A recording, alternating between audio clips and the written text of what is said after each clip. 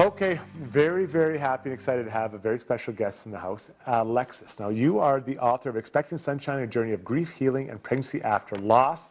This is the book right here. I've got one right here in my hand. I'm going to check it out, but there it is. There's the cover of it. Thank you for coming in today. Now, I want to get the sense, where did the idea come from for writing this book? It started as sort of a therapeutic expression of personal self-discovery. Okay. That sounds like a really lofty idea, but at the time I was just sort of like searching for a way to express the pain and grief of losing my son, Zachary. Okay. So we found out about halfway through my pregnancy that he had a large tumor around his heart, and he was supposed to be a Christmas baby. He was due on December 20th, and he was born a few months early and passed away in my arms because of the tumor. And I feel like my world was torn in two, put upside down, like every kind of emotion that a parent, never wants to feel. It was just all put on top of me right at that really difficult time of year. Yeah, there's no doubt that'd be very difficult. So you decide you're going to put some thoughts down on paper. And how did that evolve into what it is now, which is trying to talk to people about living in the moment and enjoying those small successes? Yeah, so for the whole first year after my son died, I didn't, I'm an artist and a writer by passion and profession. Yeah. But for the whole first year, I didn't do any painting. I couldn't bring myself to even write. And it was only when I got pregnant again with my next child that I was like, whoa, I better address this grief. Otherwise, I'm going to carry it as a heavy burden on my shoulders for the rest of my life.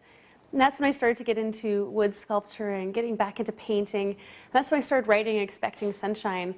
And it became just like a beautiful legacy that I could give Zachary in this world.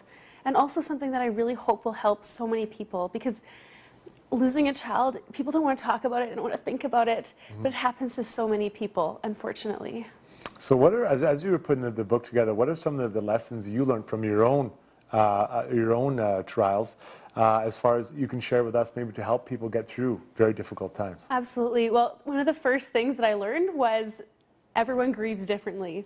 Sure. Men and women grieve differently, person to person. There is no one right way. There is no specific time frame, like you should feel better by now. And I really just feel like people need to be graceful and compassionate with themselves. Like if you're grieving in the holiday season, you don't have to go to the parties. You don't have to do all these things that you're expected to do. And also sometimes people, very well-meaning people, they might say the wrong things. And so it's be graceful with yourself and with others, because it is a difficult topic. Yeah, I love what you say, because you know what, when they don't know what you're going through, there might just be an off-the-cuff comment that normally might not affect you, but then it really does hit you hard because of what you're going through at that moment. Absolutely. Even seeing other pregnant women after you've lost your pregnancy, even that can be, like I write about it in my book. I hosted a baby shower a few months after my son died, and I was in a a catatonic state, because I felt I was looking at this beautiful baby that we were celebrating, and I was missing my own son in such a tangible way. So you never know. You never know. But I think that the goal is to surround yourself with supportive, compassionate people, people that don't necessarily have to say anything, but just be with you and let you feel and express whatever you're feeling in that moment. Well, I love that you brought up the others, because I would like to, as your advice you'd offer people who are on the outside watching someone go through a difficult process, what would be the advice to them you'd offer up?